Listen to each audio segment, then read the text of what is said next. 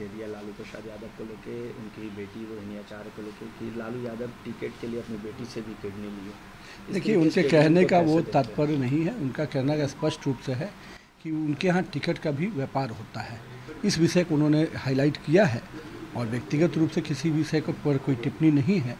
इतना जरूर है कि जिस प्रकार से लालू जी की रही है कि हर टिकट के लिए जॉब फॉर ज़मीन घोटाला देखिए, उसके पहले टिकट फॉर लैंड भी उन्होंने खेला है, तो उसी ओर इनका इंगित था कि उन्होंने इस रूप में लिया कि जिस प्रकार से लालू जी के यहाँ हर टिकट के पर कहीं ना कहीं मोल लगता है, इसी विषय को उन्होंने बोला है और व्यक्तिगत रूप से किसी के ऊपर टिप्पणी करने का कोई विषय नहीं है। रोहिणी आचार्य ने भी इस पर ट्वीट किया है और कहा है कि जनता सब जानती है और मैं अपने पिता माता के पुत्री हूँ और जनता जनार्दन सबका जवाब देगी। ओछी सोच की बात उन्होंने कही है। ठीक है, रोहिणी आचार्य जी का पुराना स्टेटमेंट क्या क्या रहा है वो तो आप भी जानते हैं, इसलिए हम उन चीज़ों में नहीं पढ़ते हैं।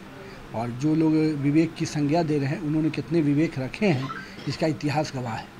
लालू प्रसाद यादव लगातार टिकट बांट रहे हैं अपने उम्मीदवारों को, लेकिन इंडिया गठबंधन में बिहार में सीट शेयरिंग नहीं हुआ है। लेकिन लालू प्रसाद, देखिए, मेरा ये मानना है कि लालू जी यहाँ पर बाकी सभी दलों को लाचार और बेचार बना के रखते हैं और उनको मालूम भी कि कांग्रेस जाएगी कहाँ और माले और भाकपा का वजूद कितना है, तो उन्होंने उनको हमेशा औकात दिखाया है। पहले भी औकात दिखाया और अभी एक समय था जब लालू की तूती बोलनी शुरू हुई तो उन्होंने कम्युनिस्ट पार्टी को कितना हाशिए पर ले गए थे।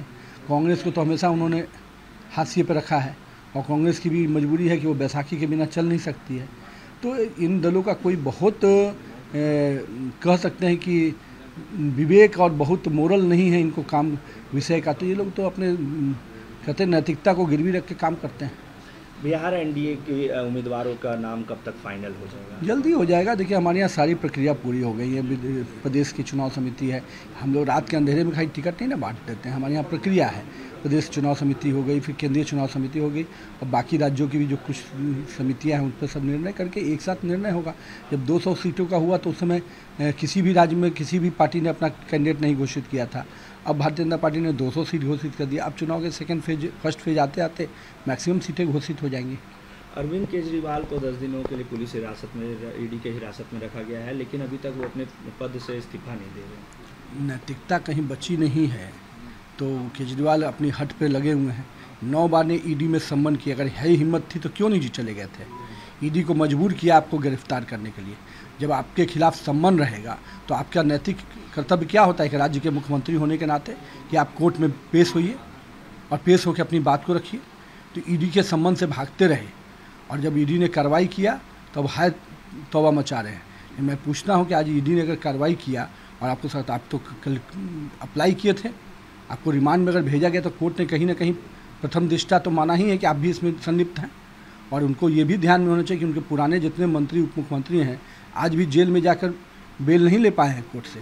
तो कहीं ना कहीं जो शराब घोटाले का खेल खेला है वहाँ पर, तो उसकी सज़ा तो होगी, चाहे आप मुख्यमंत्री हो चाहे उप मुख्यमंत्री हो। लेकिन आपके तमाम नेता हो या कांग्रेस के नेता हो, ये लगातार ये कह रहे हैं कि ईडी का दुरुपयोग किया जा रहा है और चुनाव आयोग इसमें हस्तक्षेप कर रहे हैं। नहीं, बड़ी बड़ी बातें करने वाले जो जन लोकपाल और लोकपाल की बात करते थे, आज कार्रवाई से डर क्यों रहे हैं? कल तो यही बात करते थे शीला दीक्षित पे कि शीला दीक्षित में कॉमनवेल्थ घोटाले में उनका चार्जशीट में नाम आया तो उनको इस्तीफा देना चाहिए। तो आपके लिए अलग कानून और उनके लिए अलग कानून। कल तक कांग्रेस को विचार बांट रहे थे, आज कांग्रेस उनकी शागिर्द बन गई तो कांग्रेस के विचार से जुड़ गए। तो स्पष्ट रूप से ये भ्रष्टाचारी लोग हैं और इनको किसी भी हाल में बख्शा नहीं जाएगा और ये चाहे जहाँ भी गुहार लगाए जनता की अदालत में भी इनको सजा मिलेगी। पंजाब सीएम ने एक स्टेटमेंट दिया है देश के प्रधानमंत्री नरेंद्र मोदी के खिलाफ, उनकी तुलना पुतिन से कर दी और तानाशाह का बात किया उन्होंने। अब जिन शब्दों का वो प्रयोग करते हैं वो उनको मुबारक हो, लेकिन उनके क्या क्या शब्द रहे हैं लोकसभा के फ्लोर पे वो भी दुनिया ने देखा है कि मान सिंह ने क्या क्या स्टेटमेंट लोकसभा के फ्लोर पे दिया। जो विदेशी तानाशाह लोगों को सपोर्ट करते हैं और लगातार पंजाब में जो घटनाएं घटी हैं और जो देश विरोधी बयान लगाते हैं और बैनर लगाते हैं, उनके समर्थन में बयान देने वाले लोग कितने देशभक्त हैं और उनको किस प्रकार का लोकतंत्र चाहिए हमें मालूम है।